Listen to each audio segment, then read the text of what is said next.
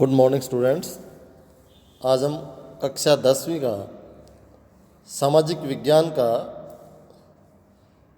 लोकतांत्रिक राजनीति की जो पुस्तक है उसका अध्याय 6 अध्याय राजनीतिक दल, उसके बारे में अध्ययन करेंगे कि राजनीतिक दल क्या होते हैं, हमें उनकी ज़रूरत क्यों पड़ती है और लोकतंत्र बिना राजनीतिक दलों के अधूरा कैसे है। राजनीतिक दलों की लोकतांत्रिक सरकार में क्या भूमिका होती है, उनके क्या कर्तव्य होते हैं, इन सब बातों के बारे में हम इस अध्याय में जानने वाले हैं। तो सबसे पहले राजनीतिक दल किसे कहते हैं। एक समान विचारधारा रखने वाले लोग जो अपना एक संगठन बनाते हैं और जो चुनाव लड़ने के लिए और सरकार बनाने के लिए उस संगठन को बनाते हैं, उस संगठन को हम राजनीतिक दल कहते हैं। हमें राजनीतिक दलों की ज़रूरत क्यों पड़ती है। किसी भी लोकतांत्रिक व्यवस्था की संस्थाओं में राजनीतिक दल अलग से दिखाई देते हैं। अधिकतर आम नागरिकों के लिए लोकतंत्र का मतलब राजनीतिक दल ही है। अगर आप देश के दूर दराज के और ग्रामीण इलाकों में जाएं और कम पढ़े लिखे लोगों से बात करें तो संभव है कि आपको ऐसे लोग मिलें जिन्हें संविधान के बारे में या सरकार के स्वरूप के बारे में कुछ भी मालूम न हो, लेकिन राजनीतिक दलों के बारे में उन्हें ज़रूर कुछ न कुछ पता होता है। लेकिन पार्टियों के बारे में हर कोई कुछ न कुछ जानता है तो इसका मतलब यह नहीं कि पार्टियां बहुत लोकप्रिय है। अधिकतर लोग आमतौर पर दलों के बारे में खराब राय रखते हैं।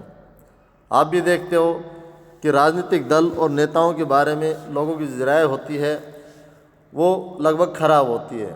ये राजनीतिक पार्टी खराब है, इसने देश को लूट कर खा लिया, ये राजनीतिक नेता खराब है, सारे भ्रष्टाचार हैं, ये भ्रष्टाचारी पार्टी है, ये लोगों की राय रहती है। अपनी लोकतांत्रिक व्यवस्था और राजनीतिक जीवन की हर बुराई के लिए वे दलों को जिम्मेदार मानते हैं। सामाजिक और राजनीतिक विभाजनों के लिए भी दलों को ही दोषी माना जाता है। ऐसे में ये सवाल स्वाभाविक रूप से उठता है, क्या हमें सचमुच राजनीतिक दलों की ज़रूरत है।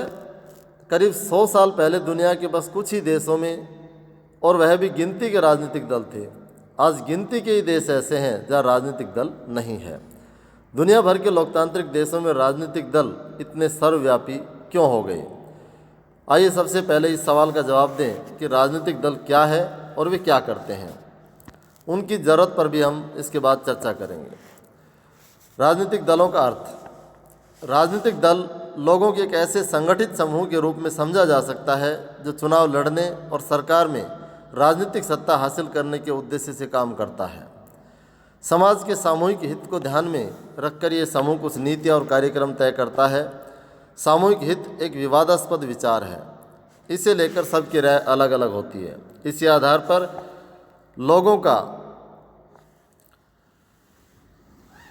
ये समझने का प्रयास करते हैं कि उनकी नीतियाँ औरों से बेहतर है और वे लोगों का समर्थन पाकर चुनाव जीतने के बाद उन नीतियों को लागू करने का प्रयास करते हैं। इस प्रकार राजनीतिक दल किसी समाज के बुनियादी राजनीतिक विभाजन को भी दर्शाते हैं।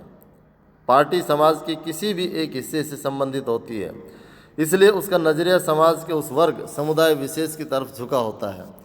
किसी दल की पहचान उसकी नीति और उसके सामाजिक आधार से तय होती है। राजनीतिक दल के 3 प्रमुख हिस्से हैं।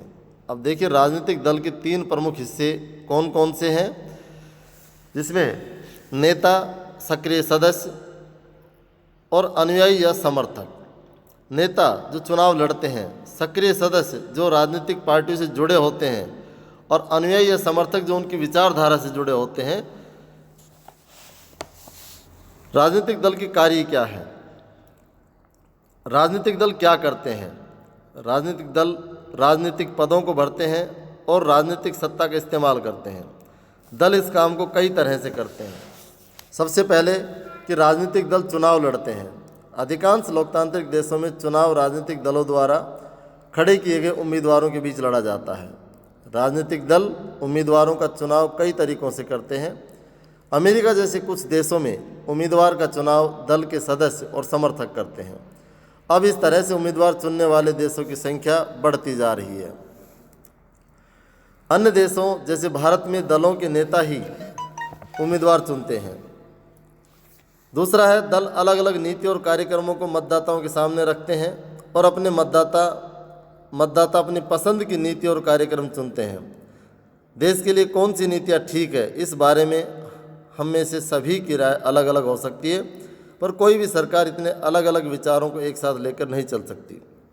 लोकतंत्र में समान या मिलते जुलते विचारों को एक साथ लाना होता है ताकि सरकार की नीतियों को एक दिशा दी जा सके। पार्टियां यही काम करती है। पार्टियां तरह तरह के विचारों को जो कुछ बुनियादी राय तक समेट लाती है, जिनका वे समर्थन करती हैं।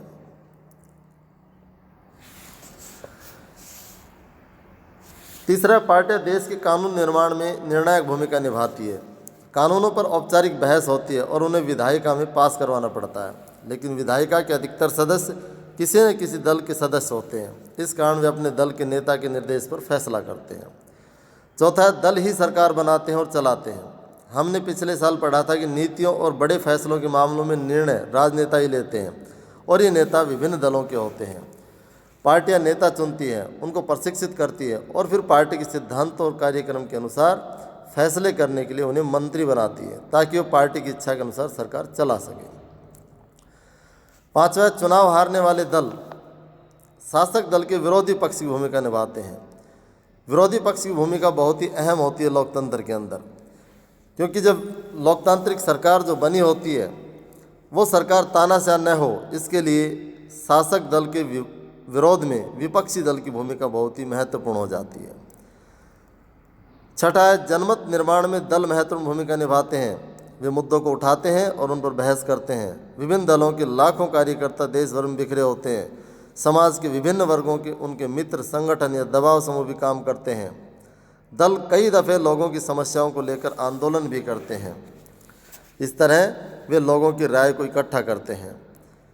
नेक्स्ट है, दल ही सरकारी मशीनरी और सरकार द्वारा चलाए जाने वाले कल्याण कार्यक्रमों को लोगों तक पहुंचाते हैं। एक साधारण नागरिक के लिए किसी सरकारी अधिकारी की तुलना में किसी राजनीतिक कार्यकर्ता से जान पहचान बनाना, उससे संपर्क साधना आसान होता है। इसी कारण लोग दलों पर पूरा विश्वास न करते हुए भी उन्हें अपने करीब मानते हैं। अब देखिए, राजनीतिक दल की जरूरत क्यों पड़ती है हमें। दलों के काम की सूची से उस सवाल का जवाब मिलता है जो इस खंड की शुरुआत में पूछा गया था। दरअसल हमें राजनीतिक दलों की ज़रूरत इन्हीं कामों के लिए है, पर हमें अभी भी इस सवाल को पूछने की ज़रूरत है कि आधुनिक लोकतंत्र राजनीतिक दलों के बिना क्यों नहीं चल सकता। दलों के बिना क्या स्थिति होगी, इसकी कल्पना करके हम उनकी ज़रूरत को समझ सकते हैं। अगर दल न हो तो सारे उम्मीदवार स्वतंत्र या निर्दलीय होंगे, तब इनमें से कोई भी बड़े नीतिगत बदलाव के बारे में लोगों से चुनावी वायदे करने की स्थिति में नहीं होगा। दूसरा, सरकार बन जाएगी पर उसकी उपयोगिता संदिग्ध होगी। निर्वाचित प्रतिनिधि सिर्फ अपने निर्वाचन क्षेत्रों में किए गए कामों के लिए जवाबदेह होंगे, लेकिन देश कैसे चले इसके लिए कोई उत्तरदायी नहीं होगा। ये दो चीज़ें हैं जिससे हम ये कह सकते हैं कि हमें राजनीतिक दलों की ज़रूरत है। हम गैर दलीय आधार पर होने वाले पंचायती चुनाव को उदाहरण सामने रखकर भी इस बात की परख कर सकते हैं।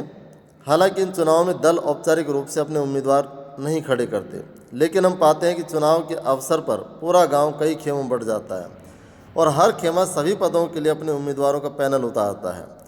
राजनीतिक दल भी ठीक यही काम करते हैं। यही कारण है कि हमें दुनिया के लगभग सभी देशों में राजनीतिक दल नजर आते हैं, चाहे वह देश बड़ा हो या छोटा, नया हो या पुराना, विकसित हो या विकासशील।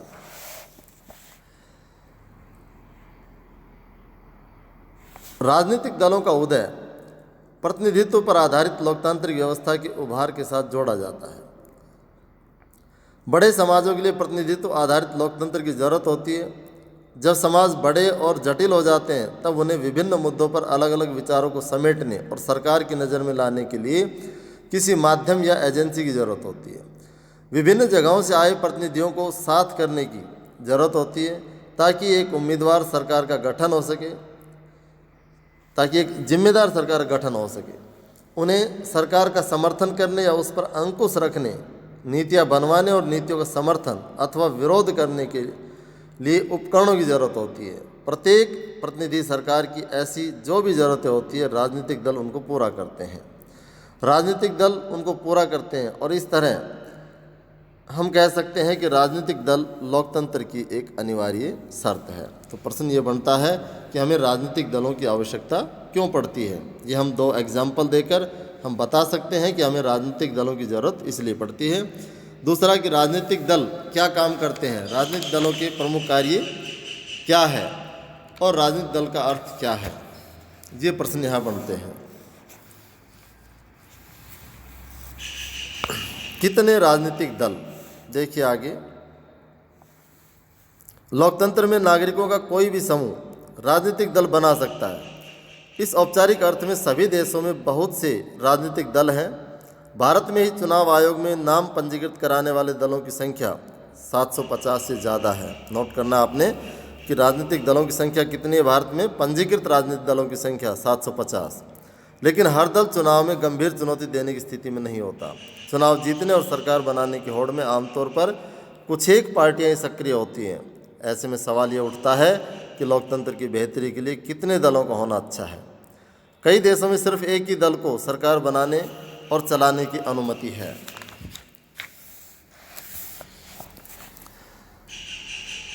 इस कारण से उन्हें एक दलीय शासन व्यवस्था कहा जाता है। तो एक दलीय शासन व्यवस्था किसे कहते हैं, जहाँ एक ही दल हो और वही दल चुनाव लड़ता है और उसके बाद उस दल के लोग ही सरकार बनाते हैं और चलाते हैं। उन्हें एक दलीय शासन व्यवस्था कहा जाता है। चीन में सिर्फ कम्युनिस्ट पार्टी को शासन करने की अनुमति है। तो ऐसा कौन सा विश्व में देश है जिसमें एक ही दल है और वही चुनाव लड़ता है और सरकार बनाता है? वह चीन, जिसमें कम्युनिस्ट पार्टी है जिसे शासन करने की अनुमति दी गई है।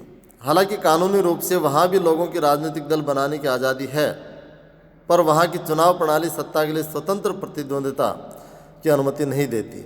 इसलिए लोगों को नया राजनीतिक दल बनाने का कोई लाभ नहीं दिखता और इसलिए कोई नया दल नहीं बन पाता। हम एक दलीय व्यवस्था को अच्छा विकल्प नहीं मान सकते क्योंकि ये लोकतांत्रिक विकल्प नहीं है। किसी भी लोकतांत्रिक व्यवस्था में कम से कम 2 दलों को राजनीतिक सत्ता के लिए चुनाव में प्रतिद्वंदित करने की अनुमति होनी चाहिए। साथ ही उन्हें सत्ता में आ सकने का पर्याप्त अवसर भी रहना चाहिए। कुछ देशों में सत्ता आमतौर पर 2 मुख्य दलों के बीच ही बदलती रहती है। वहाँ अनेक दूसरी पार्टियाँ हो सकती है, वे भी चुनाव लड़कर कुछ सीटें जीत सकती है, पर सिर्फ 2 ही दल बहुमत पाने और सरकार बनाने के प्रबल दावेदार होते हैं। अमेरिका और ब्रिटेन में ऐसी ही 2 दलीय व्यवस्था है। तो 2 दलीय व्यवस्था कहाँ पर है? अमेरिका और ब्रिटेन में, जहाँ 2 ही दल प्रमुख दावेदार होते हैं जिनमें से बदल कर वे सरकार बनाते रहते हैं। जब अनेक दल सत्ता के लिए होड़ में हों और दलों से ज़्यादा के लिए अपने दम पर या दूसरों से गठबंधन करके सत्ता में आने का ठीक ठाक अवसर हो, तो इसे बहुदलीय व्यवस्था कहते हैं। जैसे कि भारत में, हमारे देश में बहुदलीय व्यवस्था है। आप देखते हैं चुनाव में कितने दल चुनाव लड़ते हैं और जब किसी दल को बहुमत नहीं मिलता है तो वे लोग आपसी गठबंधन करके अलायंस की सरकार बनाते हैं। इस व्यवस्था में कई दल गठबंधन बनाकर भी सरकार बना सकते हैं। जब किसी बहुदलीय व्यवस्था में अनेक पार्टियां चुनाव लड़ने और सत्ता में आने के लिए आपस में हाथ मिला लेती हैं तो इसे गठबंधन या मोर्चा कहा जाता है। गठबंधन या मोर्चा किसे कहते हैं कि चुनाव लड़ने से पहले आपस में हाथ मिला लेते हैं सत्ता को पाने के लिए। 2-3 दल आपस में मिल जाते हैं तो उसे हम गठबंधन या मोर्चा कहते हैं। जैसे 2004 के संसदीय चुनाव में भारत में ऐसे 3 प्रमुख गठबंधन थे: राष्ट्रीय जनतांत्रिक गठबंधन, संयुक्त प्रगतिशील गठबंधन और वाम मोर्चा।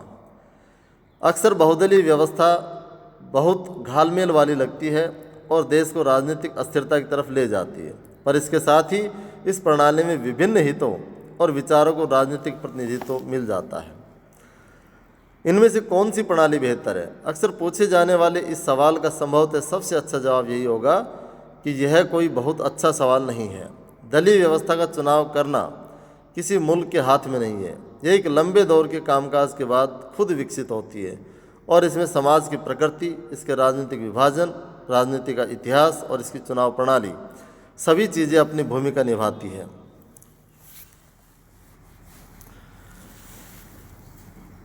इसे बहुत जल्दी बदला नहीं जा सकता। हर देश अपनी विशेष परिस्थितियों के अनुरूप दलीय व्यवस्था विकसित करता है। जैसे अगर भारत में बहुदलीय व्यवस्था है तो उसका कारण यह है कि 2-3 पार्टियां इतने बड़े मुल्क की सारी सामाजिक और भौगोलिक विविधताओं को समेट पाने में अक्षम है।